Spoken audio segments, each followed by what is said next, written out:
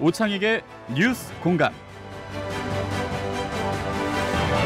가톨릭 평화방송 라디오 청취자 여러분 안녕하십니까? 오창익입니다. 추석 연휴 잘 보내고 계시나요? 나흘의 연휴도 금세 지났습니다. 내일부터는 다시 일상을 시작합니다. 나흘 동안의 연휴가 부디 좋은 시간 되셨기 바랍니다. 혹시 연휴가 아쉬운 분들은 지금도 늦지 않았습니다. 우리에겐 아직 저녁 시간이 남아 있습니다. 가톨릭 평화방송 라디오 오창익의 뉴스 공감 9월 12일 월요일 방송 시작하겠습니다. 네, 오늘도 추석 특집으로 방송 보내드립니다. 기후 위기에 대해서 고민하려는데요. 오늘과 내일에 대한 이야기입니다. 대기과학자 조천호 전 기상과학연구원장, 정범구 전 독일 대사 모시고 기후 위기 실태 또 해법에 대해서 알아보겠습니다. 오창익의 뉴스 공감 청취자 여러분과 함께합니다. 100원의 유료 문자 샵 1053 어플리케이션 빵톡으로 실시간 글 남기실 수 있고요. 유튜브 오창익의 뉴스 공감 보이는 라디오로 만나실 수 있습니다. 구독 신청도 많이 해주시기 바랍니다. 청취자 여러분의 많은 참여 기다리며 오창익의 뉴스 공감 시작합니다.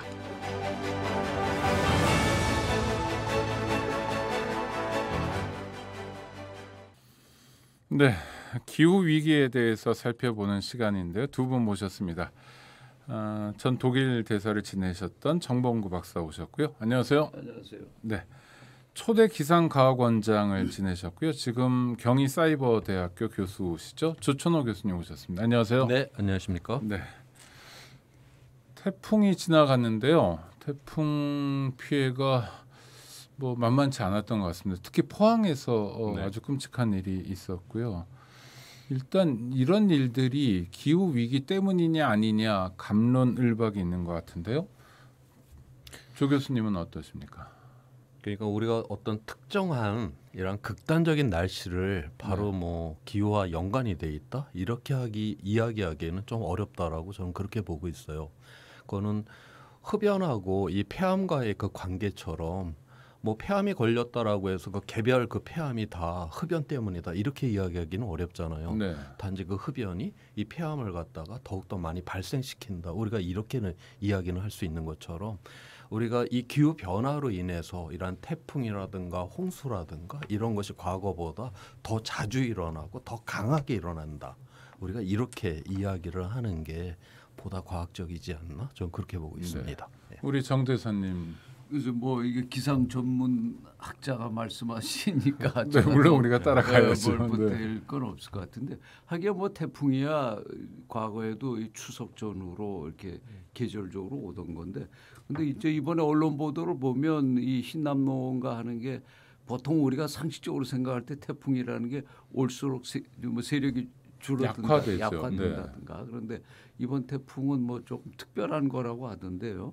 이런 게 기후 변화와 관련이 있는지 이건 뭐 전문학자들께 좀 여쭤봐야 될 것 같아요. 또 하나는 사실 태풍 올라올 때 굉장히 많이 긴장을 했었습니다. 네. 역대급 태풍 매우 강함. 한반도 상륙 이후에도 세력이 약화되지 않는다. 근데 실제로는 그렇게 아주 강한 태풍은 아니었던 거죠. 네.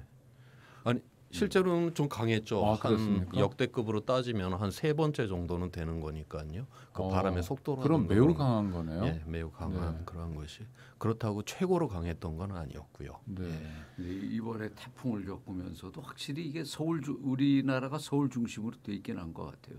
저도 이제 서울 수도권에 살면서 수도권에 별 피해가 없이 이게 지나가니까 이건 뭐 좀 약했던 거 아니야? 뭐 이런 생각도 하는데 소문난 잔치였는데 굉장히 무섭다고 그랬는데 별일 아니다. 언론에서 이제 사전에 뭐 그래서 우리가 시시각각 뭐 서울에 도착 시간이 11시다 뭐 9시다 이런 거 저도 개인적으로는 그날 점심 약속이 있던 거를 이제 취소하고 그랬는데 근데 이제 경로는 좀 지나갔죠.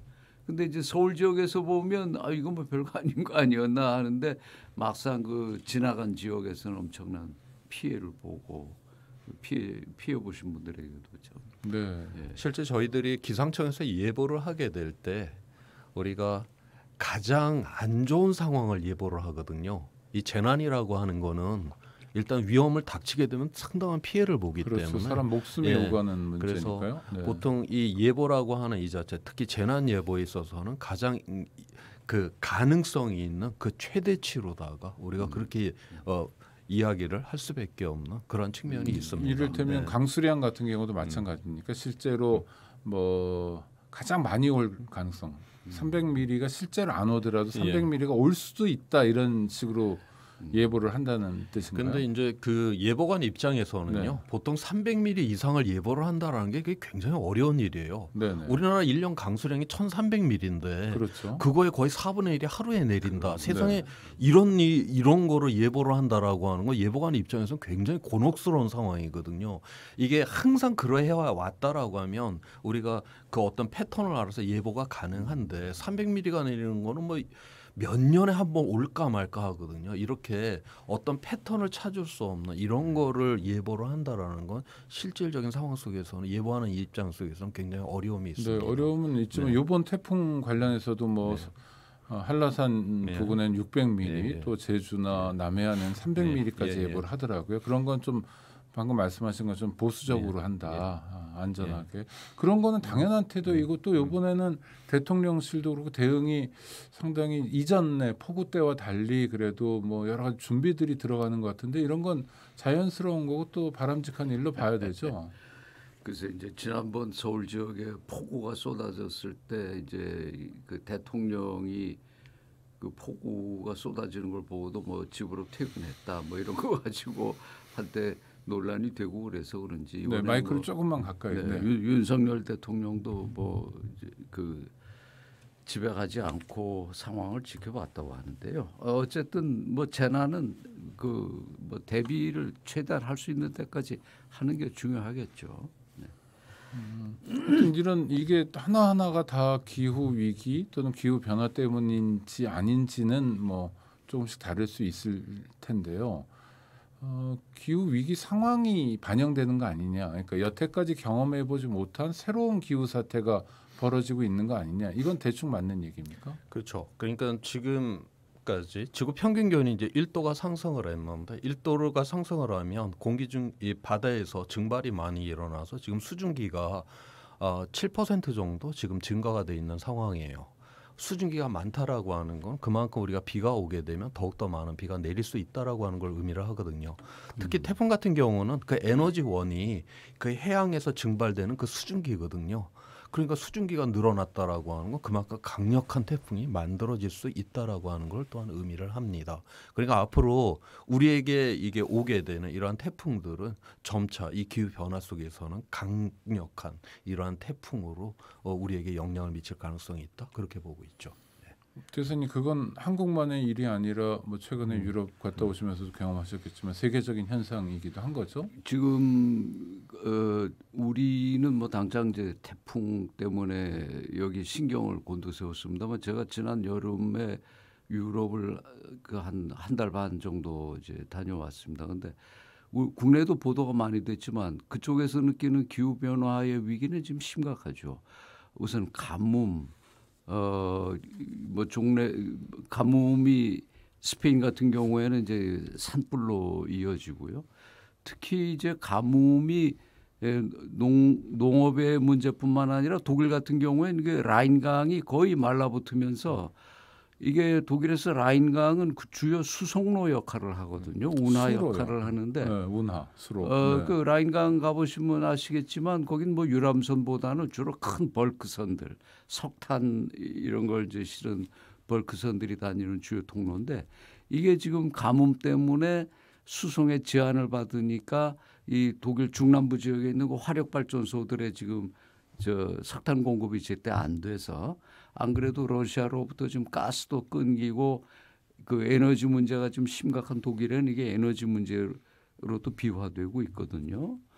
또 뭐 뉴스에서 다 보셨겠습니다만 그 루마니아 그 이제 도나우강 쪽이죠. 그 뭐 강바닥이 드러나서 과거 2차 대전 때 일본군 독일군 군함 잔해까지 드러나고 지금 이런 건 과거 유럽에서 전혀 경험할 수 없었던 거거든요.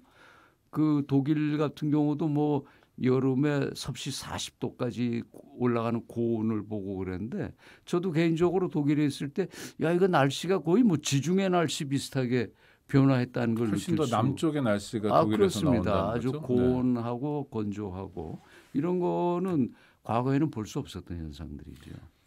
지구가 1도 높아져가지고 수증기가 7% 많아졌다 하면 단순히 생각할 때는 비가 많이 와야 되는데 왜 유럽 지역엔 또 가뭄인가요?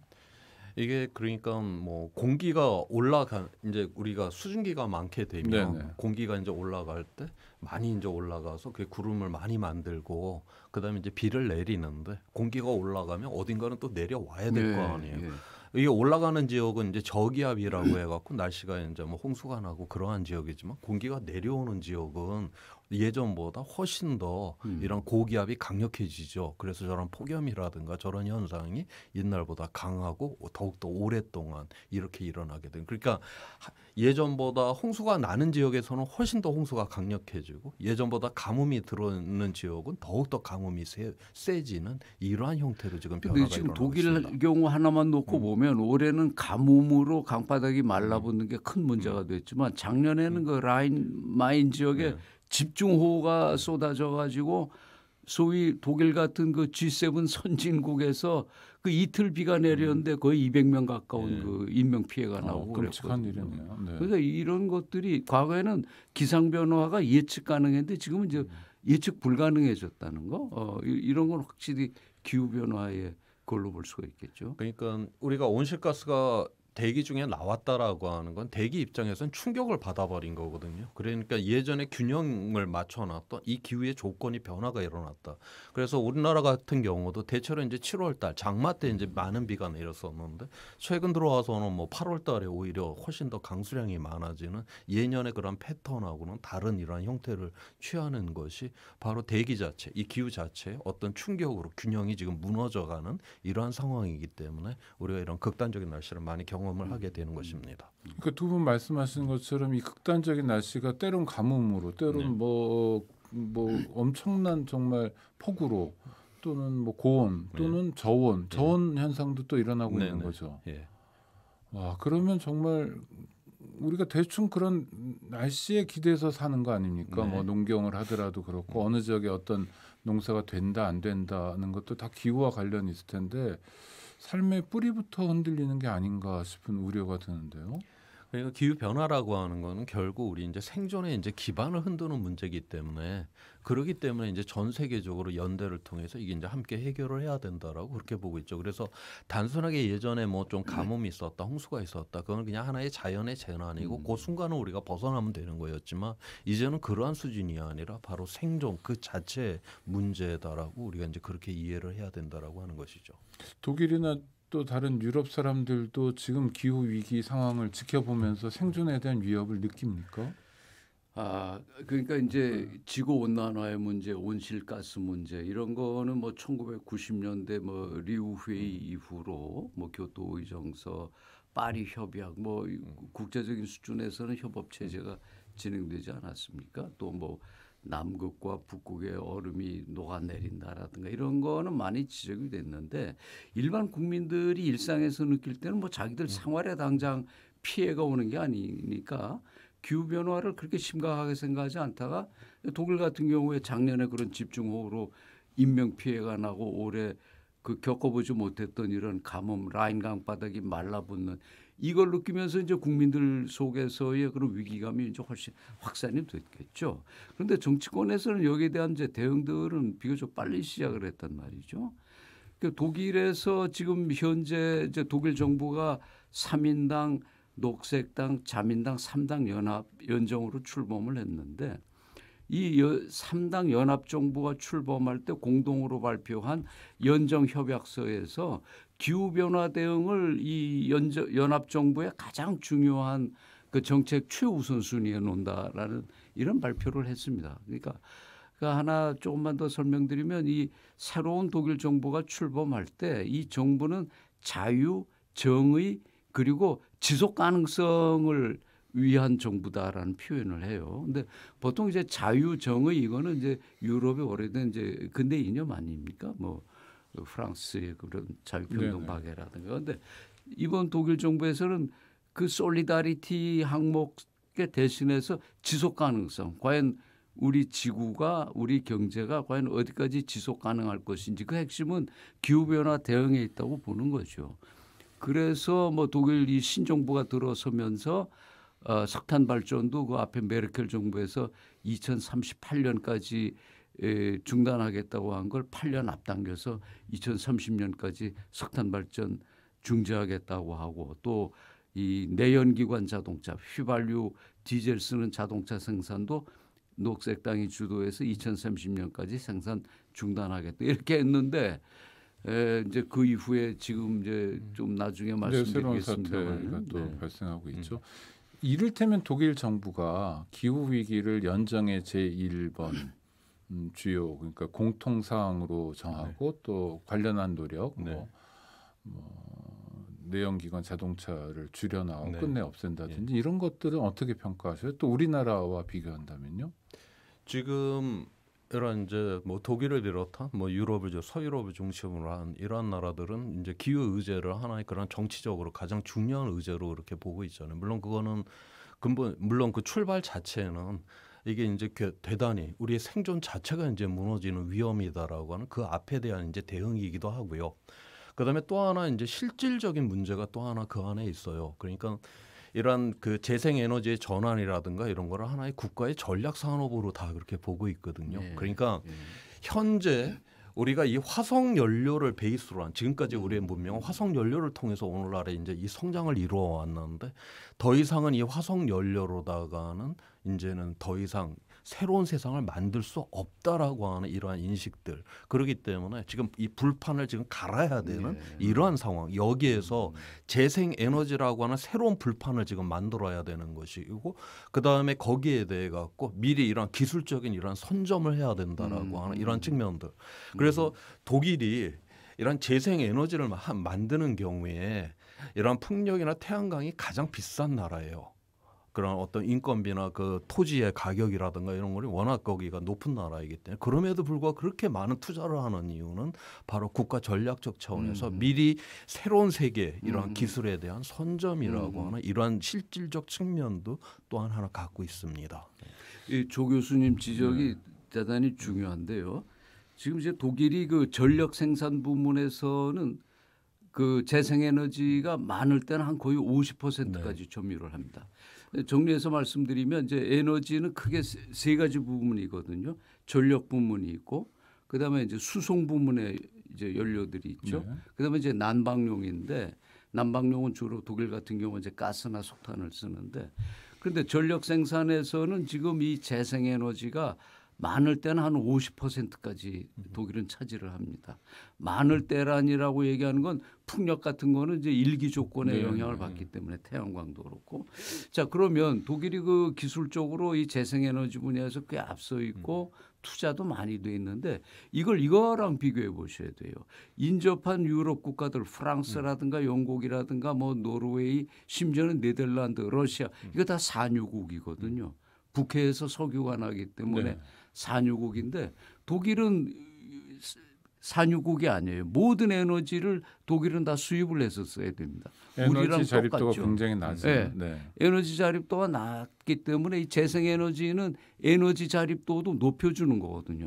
자체 생산이 가능한 에너지니까 이건 우리 한국에 대단히 많은 시사점을 주는 건데 우리는 아직 이런 문제에 대한 정책 고민이 없는 거죠. 그러니까 사실 여태까지 지구에 탄소를 많이 발생시켰다면 소위 1세계라고 얘기할 수 있는 서유럽 사람들이 만만치 않은 영향을 미쳤을 텐데 기후 위기에 대한 대응도 발빠르게 하고 거기서 멈추지 않고 재생에너지 차원을 국가적으로 이렇게 혁신하고 또 국가적인 새로운 산업으로 아까 대사님 말씀하신 소위 지속 가능한 산업으로 육성하는 거는 참 이게 역설적이기도 하고 그러네요. 그러나 그냥 간과할 수는 없는 또 우리가 따라 배워야 될 것 같은데 한국적 현실은 지금 어느 정도입니까?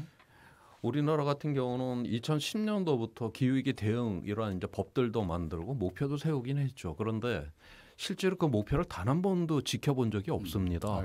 그다음에 정권이 바뀔 때마다 그 목표를 계속 바꿔버렸고 그러면서 계속 지키지도 않고 그래서 지금 우리나라 같은 경우는 우리나라가 뭐 중국이 뭐 온실가스를 많이 배출한다라고 그렇게 손가락질을 우리나라에서 많이 하는데 네. 지금 대한민국이 지금 중국 손가락질할 상황이 아닙니다. 그렇죠. 지금 지난 20년 동안에 지금 대한민국은 중국, 인도와 함께 전 세계에서 가장 온실가스 배출량을 증가시킨 그러한 나라에 속해 있어요. 그렇다면 세계적인 기후 악당이다라고 해도 지나친 표현이 아니에요. 그래서 기후 악당이라는 표현을 그래서 이제 듣게 된 네, 것이죠. 네. 예. 그런데 우리가 스스로 다른 나라를 손가락질을 한다라는 게 이게 굉장히 어처구니가 없다라고 하는 것이죠. 예. 그 뭐 이게 편하게 네, 말씀드리면 지금 저 우리 무역 수지 적자가 지금 심각하다고 네네. 언론에서 얘기하지 않습니까? 뭐 환율도 계속 올라가고 지금 8월까지 누적 적자가 한 300억 불 정도 되는데요. 그 대부분이 지금 이제 우리가 수입하는 화석연료 원자재 예. 그 무역 수지 적자의 80%가 지금 원유, 가스, 석탄 그 인상분이라고 네. 하죠. 그러면 우리 나라가 과거 지나간 시간 동안에 얼마나 그 에너지 절약을 위한 노력을 했느냐? 전혀 없어요. 지난 20년 동안 우리 원유 수입량이 30% 증가했거든요. 이건 전혀 고민이 없는 거죠. 그러니까 지금 뭐 저 기후 위기도 얘기하고 뭐 그 탈탄소도 얘기하지만 여전히 이번 여름에 제가 어디 저 뭐 병원이나 어디 가면 추워서 견디지를 못했어요. 뭐 냉방 온도를 18도로 해놓는 데가 비일비재하고. 근데 이런 것에 대한 전혀 수요 관리라든가 이런 게 정부에서 그 고민하는 파트도 없고. 예. 아이고. 아니 환경부나 또 뭐 여러 군데에서 그런 산업부도 그런 고민을 해야 되는 거 아닌가요? 물론 이제 대통령과 총리가 가장 무겁게 고민해야 되고 그러나 지금 그럼 현재는 손 놓고 있는 건가요?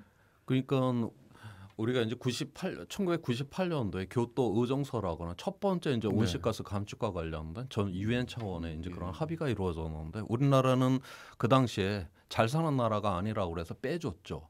그런데 그 당시에 이 선진국들은 스스로 그거를 그러한 규제를 하기 시작을 하면서 이러한 기술의 개발이라든가 그다음에 우리 대사님께서 지금 말씀하셨듯이 또한 에너지 이러한 소비라든가 개인의 소비 이런 것도 줄이려고 대단히 노력을 하는 이러한 상황이 있었는데 우리는 거기로부터 오히려 그 교토의정서에 들어가지 않았던 게 그 당시 우리 산업적 측면에서는 굉장히 괜찮았다라고 보죠. 지금 와서 보면 그건 우리에게 독이 돼 버렸다. 우리가 그래서 전혀 이러한 대응 체계를 준비를 안 하면서 이 기후위기 시대로다가 우리가 지금 들어오게 되는 지금 이 상황에서 이제 다시 줄이고 다시 이걸 체계를 만들려고 하면 훨씬 더 어려운 상황을 스스로 만들어 놓고 지금 이거 전환을 해야 되는 그런 상황이 지금 대한민국이다라고 볼 수가 있죠. 기후 위기 때문에 에너지 정책을 포함해서 여러 가지를 전환해야 된다라는 게 소위 지금 정치권의 주요 의제는 아닌 것 같은데요. 대통령의 주요 의제도 아닌가.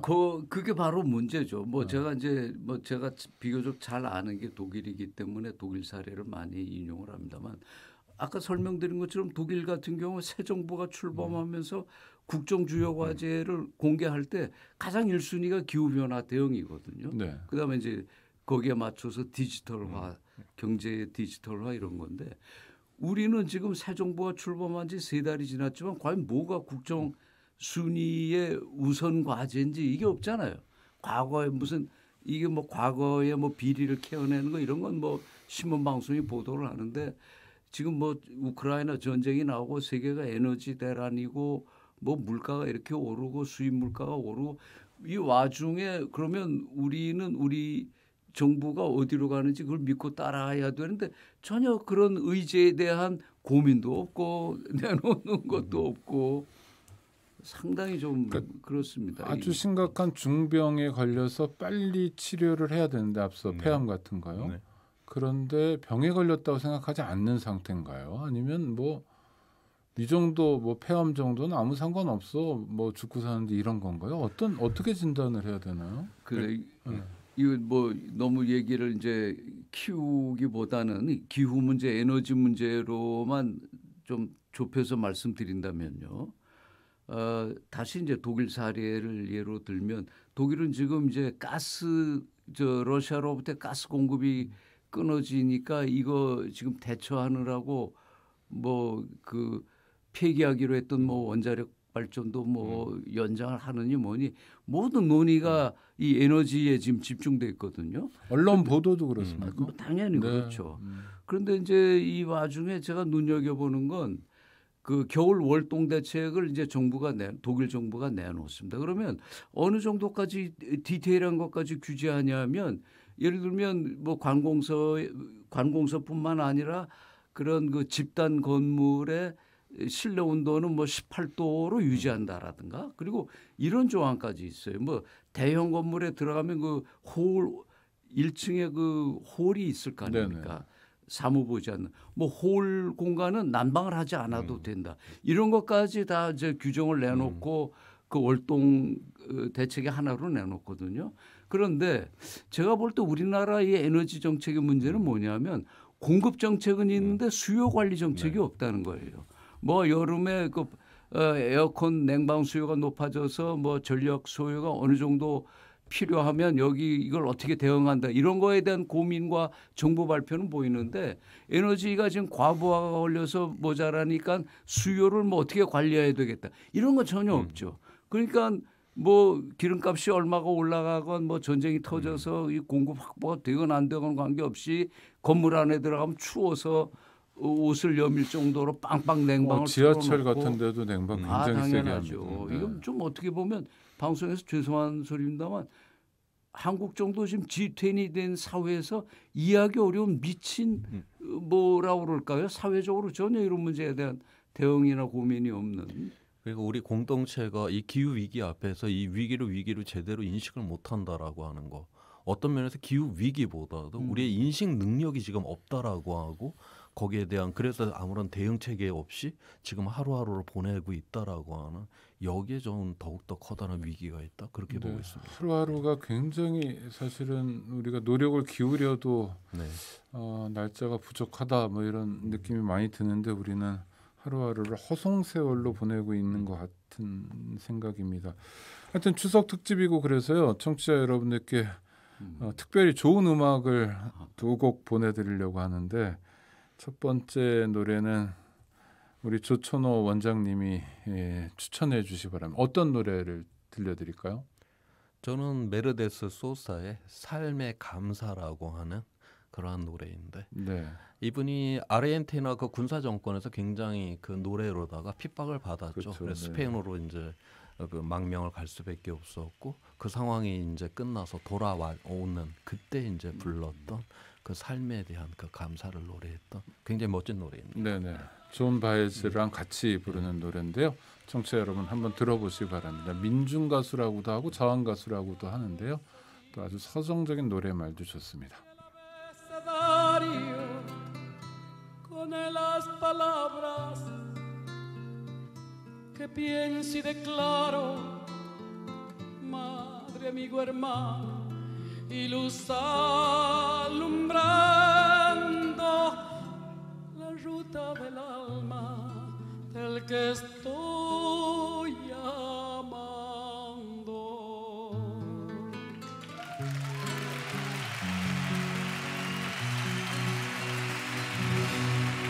La la la la la la la la la la la la canta la la la la la la la la la la la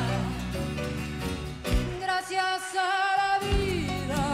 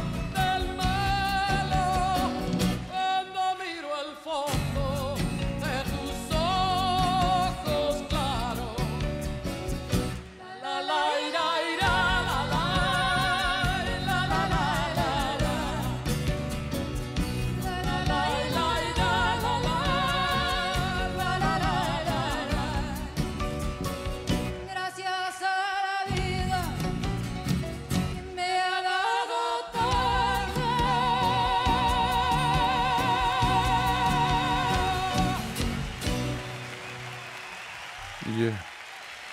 명절 때 특별히 기후 위기에 대해서 생각하고 또 고민하고 있는데요. 이게 다 우리의 삶이 얼마나 고마운지 확인하는 작업인 것 같기도 합니다. 존 바에즈, 그다음에 메르세데스 소사가 함께 노래했습니다. 그라시아스 알라비다, 삶에 감사한다. 좋은 노래 추천해 주셔서 고맙습니다. 덕분에 좋은 기후 노래. 대응 보고 막 이렇게 흥분했다가 이런 노래 듣고 나니까 좀 차분해지는 거야. 진짜 삶이란 게 굉장히 고마운 거 같은데요. 평소에도 많이 느끼면 좋은데 꼭 이런 노래 한번 들을 때 그때 한번 생각해 보고요. 요번에 포항 참사는 그 누구 탓이라고 얘기할 수는 없는데 참 우리가 비슷한 사고가 반복되고요. 특별히 이번에 그 모자지간의 이야기는 정말 너무 참담하고 너무 가슴이 아프고 그래서 우리가 정말 정신 바짝 차려야 되겠다. 안 그러면 그런 가슴 아픈 일들을 또 만나야 되고 또 만들어내야 되잖아요. 그게 무슨 누구 잘못이냐 인터넷 공간에 이런 얘기를 하더라고요. 관리소장 방송 잘못이다. 근데 그런 얘기는 정말 다 불필요한 얘기인 것 같고요. 제대로 대응 못하면 정신 반짝 차리지 않으면 끔찍한 일은 반복된다. 하여튼 노래 듣다 보니까 그런 생각이 들었습니다. 다시 이야기를 이어가 보죠. 하여튼 심각한데 독일 같은 경우에 나름 대응도 하고 있는데 한국은 마치 아무 일도 벌어지지 않는 것처럼 대응하고 있다. 조 원장님, 실제로 정치권 인사들이나 또 정부나 일관되게 그런 태도인가요? 아니면 지금 이 기후 위기라고 하는 거는 우리 스스로가 만든 의제가 아니죠. 그러니까 이건 국제적으로 이게 만들어진 의제이고 이게 유엔이라고 하는 이 기구를 통해서 우리에게 강제가 되고 있는 상황이에요. 그렇기 때문에 세상을 돌아가는 상황은 다 파악들을 하고 있고 듣고 하고 있기 때문에 뭔가를 해야 된다. 이 정도는 다 인식은 하죠.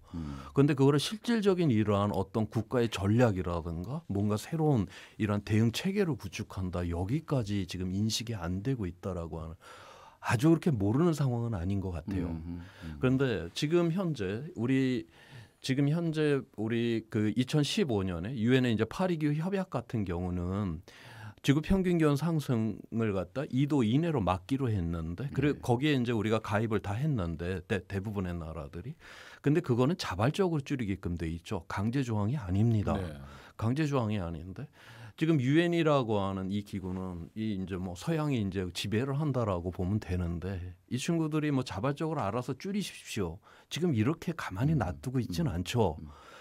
처음에는 교토 의정서 시절 98년도에는 자기네들끼리 줄이겠다라고 했고 이제는 전 세계가 줄이게끔 만들어놨고 지금 현재는 자발성으로 줄이라고만 돼 있어요.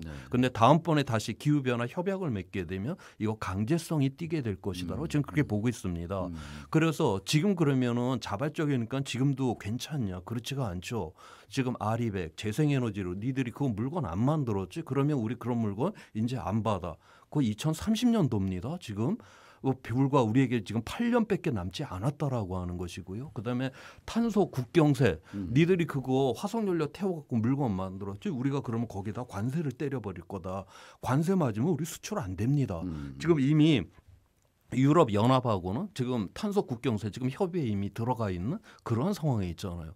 지금 현실로다가 우리한테 지금 죄어 들어오는 우리가 대한민국은 우리 영토 안에 있는 거를 갖고 우리가 먹고 살 수 있는 나라가 아니죠. 그렇죠. 에너지, 자원, 식량을 다 외부로부터 갖고 와야 되는 거고 우리는 그만큼 물건을 팔아서 수출을 해야 되는 국제적인 이러한 시장의 주류 안에 있어야지만 지금 우리가 이 삶을 누릴 수가 있죠.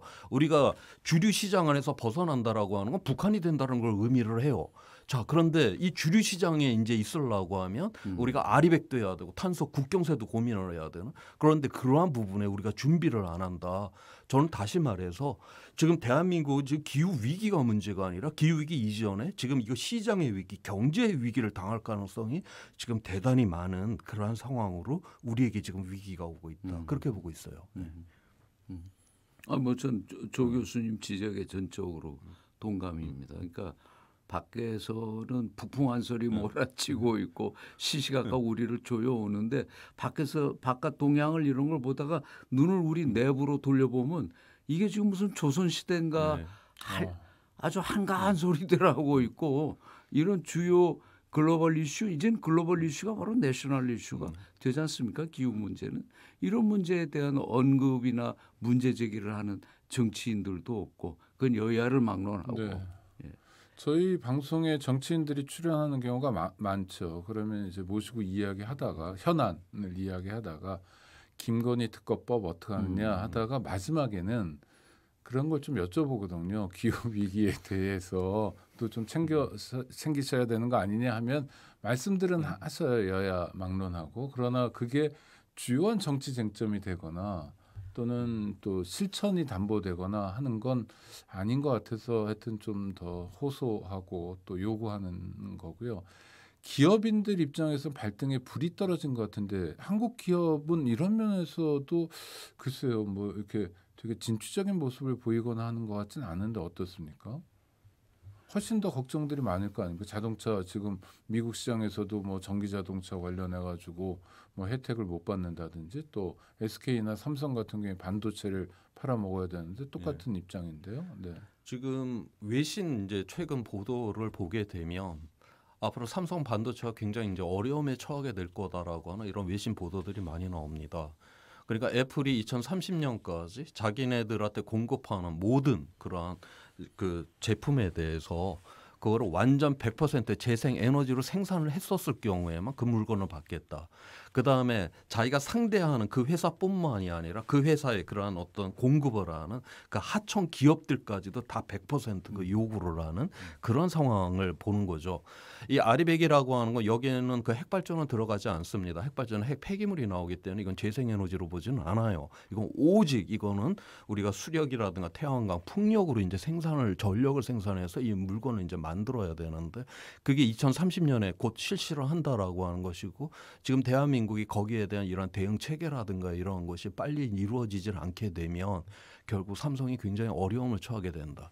결국 이 삼성이라고 하는 게 이제는 민족 기업이라고 보면 안 되죠. 네. 여기서 장사를 할 수가 없다. 공장을 돌릴 수가 없다. 그러면 이거는 다른 나라로 다 공장을 옮겨버리겠다라고 지금 그렇게 갈 수가 있는 거 아니에요. 그래서 지금 이러한 것들을 정말 우리나라 이러한 정치가들이 이러한 측면에서 굉장히 고민을 많이 해야 되고 이러한 준비를 정말 열심히 지금 해야 될 그러한 때다라고 지금 보는 거죠. 그래도 지난 정권에서는 탈원전 얘기도 좀 하고 구체적으로 뭐가 달라졌냐면 별로 없지만 그래도 방향을 잡았다든지 이 정도는 있었던 것 같은데 지금은 탈원전에서 또 탈출하겠다는 거죠. 원전 수출 많이 하겠다는 거. 우리 정부는 뭐 지금 이제 원전 산업을 무슨 수출 경쟁력이 있는 그 산업 차원에서 보고 뭐 이제 중지하기로 했던 원전들도 건설하겠다는 거 아닙니까? 근데 이건 사실 기후 위기 독일에도 비슷한 논쟁이 있어요. 그 전력 공급이 압박을 받으니까 원전을 다시 연장을 하고 원전은 이산화탄소를 배출하지 않는 뭐 깨끗한 에너지다 하는데 이게 눈 가리고 아웅이에요. 물론 이제 프랑스의 원전 산업에 대해서 EU 집행부가 일단 이건 이제 이산화탄소 배출하지 않으니까 환경 범주에 넣었는데 근데 여전히 핵 폐기물 처리 문제가 해결돼 있지 않고 또 최근에 그 우크라이나의 그 자포리자 원전 같은 경우는 이게 전쟁에 휩쓸리게 되면 이 핵폭탄 몇 개씩을 장착하고 있는 건데, 그러니까 원전이 기후 변화의 그 대안은 아니죠. 이건 전혀 방향을 잘못 잡은 건데 우리나라에서는 이제 이런 논의도 지금 섞여서 혼란스럽죠. 그런데 왜 그러면 원전에 집착이랄까? 탈원전 정책을 폐기하고 원전 쪽으로 달려나가는 건 어떤 의미인가요? 그냥 정치적 구도 차원에서만 보는 건가요? 어떤 의미일까요? 이건 결국 원전 그 관련된 산업 뭐 일부에서는 그걸 원전 마피아라고 얘기를 하지만 굉장히 이거는 커다란 우리나라의 커다란 이게 산업이고요. 그 다음에 이건 굉장히 그런 어떤 이해관계가 첨예한 이러한 분야이죠.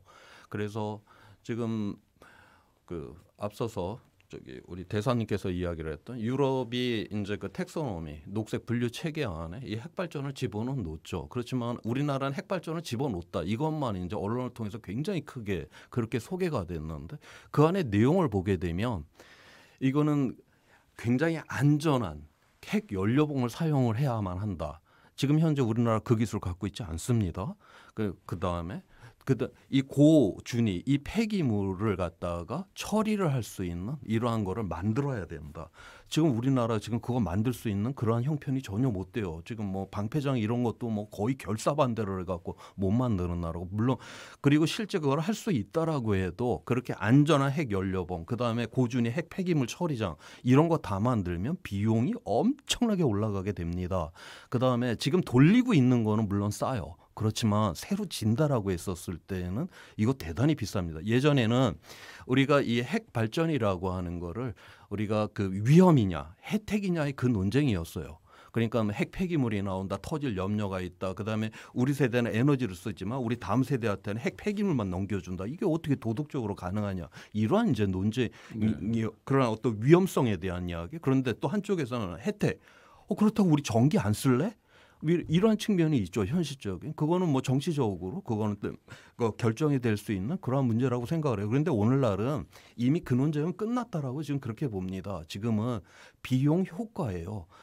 일본이 영국하고 터키에 원전을 수주를 했죠. 그래서 약 5조 원을 이미 투입을 다 했습니다. 그런데 그건 매몰비용 처리해버리고 그냥 빠져나와요. 왜냐하면 지금 이 태양광이라든가 이 풍력이 이 가격이 어마어마하게 지금 떨어지는 속도가 너무 빠르거든요. 그러니까 이건 몇십 년 후가 되면 너무나 이건 싸지는 에너지인데 이 경쟁이 안 되죠. 그렇기 때문에 5조 원을 투자를 했음에도 불구하고 그렇게 매몰 비용으로 처리하고 지금 도시바가 그 웨스팅하우스라고 하는 미국의 그 설계 회사를 갖다 인수를 했죠.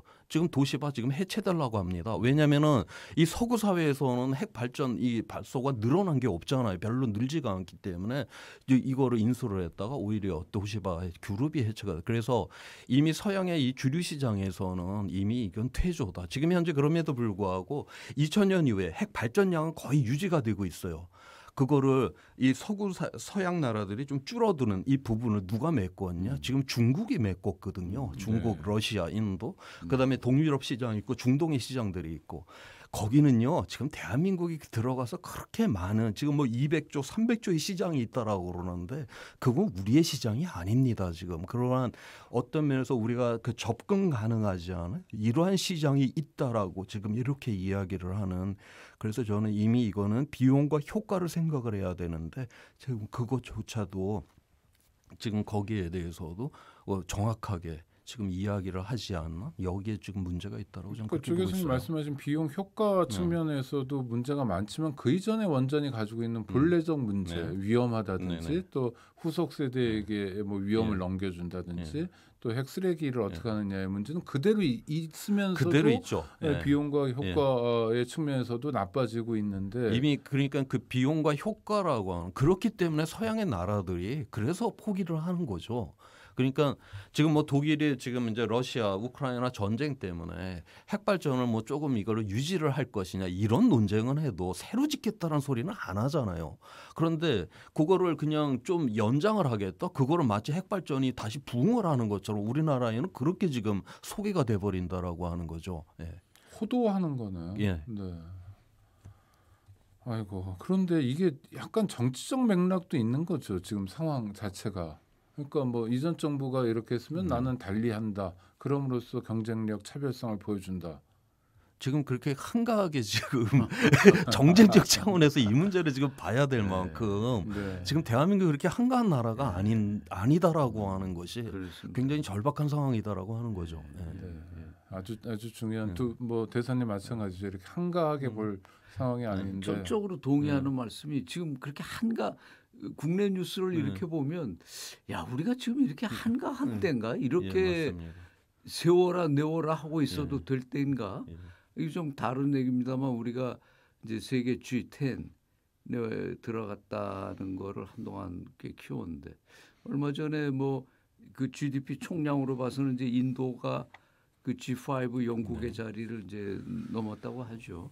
뭐 우리가 갖고 있는 인도 이미지는 아직 우리 좀 낙후된 나라라는 이미지가 아마 많은 분들이 강할 텐데, 근데 거기 그 동안에 모디 총리 등장 이후에 뭐 계속 성장하면서 이제 세계 주요 강대국이 되지 않았습니까? 우리가 뭐 G10 됐다고 그 뭐 이제 샴페인 터뜨리고 그랬다가 이거 어느 순간에 그냥 추락하는 건 순식간일 텐데. 지금 그렇게 한가한 때냐 이런 생각에 전적으로 공감합니다. 그러니까 지금까지 대한민국이 석탄 발전, 핵 발전을 통해서 전력을 산업에 상당히 싸게 공급을 했습니다. 실제 그게 무역 경쟁을 하는데 대단히 도움이 되었고요. 자, 그런데 제가 몇 년 전에 그 블룸버그에서 읽었던 그 외신에 의하면은 한 3, 4년 전 그때 블룸버그에서 전 세계 한 3분의 2 지역에서는 이미 새로 진다라고 했었을 때는 태양광과 풍력이 가장 싸다. 석탄이나 핵 발전에 비해서. 그런데 제가 금년에 읽은 자료에 의하면은 이제 전 세계 90% 지역에서 태양광과 풍력이 그 어떤 전력 에너지원보다 싸다라고 새로 짓는 경우에 싸다라고 지금 그렇게 나옵니다. 아직까지 대한민국은 이 재생 풍력 태양광보다 핵 발전이나 저 석탄 발전이 더 싼 나라예요. 뭔가 지금 이 전 세계 이 흐름과는 전혀 다른 그 위치에 있고 전 세계에서 유일하게 기후 변화 대응을 하기 위해서 핵 발전을 늘려야 된다라고 하는 정말 독특한 유일한 나라가 지금 대한민국이다라고 하는 거죠. 뭔가 이 흐름에 전혀 벗어나 있는 우리나라 이 세계 시장의 이 주류 안에 항상 있어야 되는데 그리고 우리가 지금까지 이만큼 그래도 잘 살게 온 거는 세계 주류 시장에 그래도 우리가 치열하게 쫓아왔기 때문에 그런데 이제 와서 지금 핵 발전하겠다는 나라가 어딥니까? 지금 중국, 인도, 러시아예요. 언제부터 우리가 그런 나라하고 같이 따라다니면서 경제를 그렇게 운영을 했던 나라. 이제 와갖고 굉장히 지금 이상한 방향 속에 지금 대한민국이 있다라고 하는 거죠. 참고로 독일 전체 전력 생산 중에서 원자력이 차지하는 비율은 6%입니다. 근데 재생에너지 가지고 이야기하는 거군요. 재생에너지가 차지하는 건 아까 말씀드린 50%? 것처럼 45%에서 50% 정도고요. 참고하셔도 좋을 것 같아요. 그러니까 지금 정부나 하여튼 국가적인 노력을 통해서 태양광, 풍력 등 재생에너지 또는 친환경 뭐 이런 탄소 배출을 안 하거나 적게 하는 에너지를 위해서 노력하는 한국의 노력은 어떤 게 있습니까? 지금 현실적으로다가 이제 그 재생 에너지로다 공급을 해야지만 이제 아리백이라든가 이런 거를 대응을 할 수가 있기 때문에 그런 측면에서 좀 신경을 쓰고 있는 부분은 분명히 있어요. 네. 그렇지만 아직까지는 지금 현재 이거를 하나의 완전히 재생 에너지로 완전히 이거 재편을 해야 된다라고 하는 지금 전 세계 지금 앞으로 8년은 2030년에 전 세계에서 생산되는 전력의 절반이 태양광하고 풍력에서 나올 거라고 지금 그렇게 보고 있거든요. 지금 4년 내지 5년마다 태양광과 풍력의 이 설비 자체가 2배씩 늘어나요. 4, 5년마다. 네. 지금 이렇게 지금 가속화되고 있는 유일한 분야가 지금 재생 에너지 이 분야라고 하는 거죠. 그런데 지금 대한민국은 이렇게 지금 변화하는 이러한 산업의 이러한 시스템에 대해서 여기에 승부를 걸지 않겠다라고 하는 거. 이건 굉장히 지금 위험한 신호다라고 하는 거죠. 문제죠. 네. 과연 우리 사회, 우리 국가가 이 변화하는 글로벌 현실에서 어떻게 살아남는가에 대한 아주 그 진지한 고민에서 나오는 그런 철학이 없는 거예요. 지금 대통령이 누구고 다음 대통령이 누가 되는 것도 중요하지만 8년 후에 대한민국 또 대한민국 국민들이 살아가고 20년 후에 살아가는 게 훨씬 더 절박하고 중요한 문제인데요. 그러니까 우리가 답답합니다. 이 산업의 기반에 있어서 이 에너지라고 하는 거 이게 우리가 나무를 태울 때 하고 그다음에 석탄을 태울 때 하고 석유를 태우고 가스를 태우고 이런 거에 따라서 그 산업이라고는 완전히 새로운 모습을 취하는 거 아니에요. 바로 이제 재생에너지 이제 새로운 판이 만들어지고 있는 바로 이제 이러한 이 앞에 대한민국이 지금 이 앞에서 굉장히 지금 주춤하고 지금 이러한 상황에 있다라고 하는 이것이 대단히 위험한 신호다라고 하는 거죠. 신호입니다. 네. 기후 위기 상황에서 시민들도 적극적으로 뭐 에너지를 아껴 써야 된다 이런 얘기를 많이 합니다. 영화관에서 핸드폰 꺼놓고 뭐 시민들의 역할도 있어야 될 텐데 하여튼 우리가 기후 위기 상황에 잘 대응하기 위해서 우리의 역할은 어떤 게 있을까요? 뭐 조 박사님부터. 네. 저는 일단은 우리가 그 개인적으로 뭐 공동체를 위해서 자기의 불편을 감수한다라고 하는 그 마음은 굉장히 귀한 마음이라고 생각을 해요. 그런데 우리가 혼자서 그렇게 홀로 개인이 줄이는 이거 갖고서는 이건 근본적으로 해결이 안 됩니다. 이건 산업을 바꿔야 되는 문제이기 때문에 그래서 이거는 궁극적으로 우리가 뭔가 이러한 어떤 이러한 정치에 이러한 개입 없이 우리가 개인의 이러한 노력만으로 해결하기가 저는 굉장히 어려운 이러한 주제다라고 저는 그렇게 보고 있어요. 그래서 우리가 그리고 이 세상이 변화가 일어날 때 개인의 이러한 선함으로 이 세상에 그렇게 변화가 일어나는 건 아니죠. 예를 들어서 유럽의 이제 주요 도시들을 가게 되면 그 도심부에서 교통 분담률의 한 절반 정도가 이제 자전거잖아요. 코펜하겐에서 실제 조사를 했습니다. 도심에서 자전거 타고 다니는 분들한테. 그래서 거기 이제 설문에 뭐 환경을 보호하기 위해서 기후 위기를 대응하기 위해서 이런 것들 다 있었어요. 그런데 거기에다 체크한 사람 거의 없었다라고 합니다. 빠르고 편리하니까 거기에 체크를 했다라고 해요. 그러니까 완벽한 자전거 도로를 도심에다 만들어주면 천천히 가도 1시간이면 10km 이상을 갈 수가 있거든요. 우리가 정치라고 하는 것이 바로 사람들이 선에서 이걸 선택하게 하는 게 아니라 이게 편하고 빠르고 좋으니까 선택하게 만드는 이러한 시스템을 만들어주는 바로 이러한 정치라고 하는 거를 그런 거를 만들려고 시민이 보다 더 정치에 적극적으로 참여를 해서 그러한 법을 만들어낼 수 있는 의원을 뽑아내고 그러한 것들을 집행해낼 수 있는 선출직 공무원, 뭐 시장, 도지사, 대통령까지 우리가 뽑아내는 바로 그러한 상황 속에서 저는 이 기후위기 대응이 가능하다 그렇게 보고 있습니다. 알겠습니다. 정대사님. 이게 지금 저 개인의 그 선한 조 교수님 말씀대로 개인의 선한 덕성을 요구하기보다는 시스템을 바꾸는 게 훨씬 빠르죠. 그러나 이 사회를 구성하는 개개인들의 자각과 인식도 난 여전히 중요하다고 보는데 우리 스스로에게 이제 이걸 물어봐야 된다고 생각해요. 이게 과연 지속 가능한가? 우리가 이렇게 계속 흥청망청 지금과 같이 살아도 이 지구가 가능한가? 우리나라가 과연 이게 가능한가? 이 기후가 이걸 견뎌내는가? 이런 고민들은 해야 된다고 봐요. 개인들의 고민, 사회의 고민, 지속 가능성에 대한 고민 이게 필요하다고 봅니다. 알겠습니다. 방송을 마무리해야 되겠는데요. 우리 정대사님 추천곡도 하나 골라주시죠. 이게 이스토리아 데 아모르 이렇게 사랑의 역사 안드레아 보첼리 걸로 준비했는데요. 네, 어떤 이게 1953년 아마 파나마 작곡가가 작곡했다고 알려져 있어요. 그 어느 형수의 죽음을 보면서 그 사랑에 대해서 노래한 건데요. 조금 약간 슬플 수는 있는데 한번 들어보시죠. 하여튼 사랑의 힘으로 기후 위기를 극복하고 연대하면서 또 돌파해 나갔으면 좋겠습니다. 두 분 고생하셨고요. 저는 내일 5시에 뵙겠습니다. 감사합니다. 고맙습니다. 예, 고맙습니다.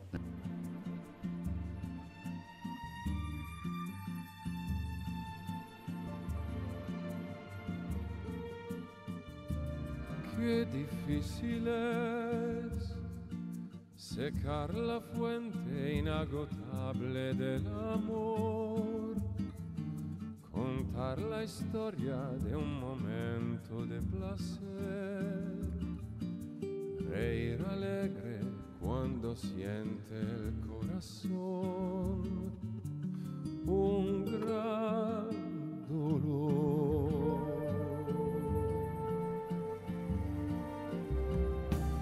Qué bonito es que tras la lluvia del verano salga el sol y el pavimento aquí brille de charol. Que tu sonrisa me devuelva la ilusión que ayer perdí. Qué grande es sentir mi corazón latir así, henchido de emoción, poder oír tu dulce voz, besarte con pasión y acariciarte y no perder ni un solo instante de ser para ti.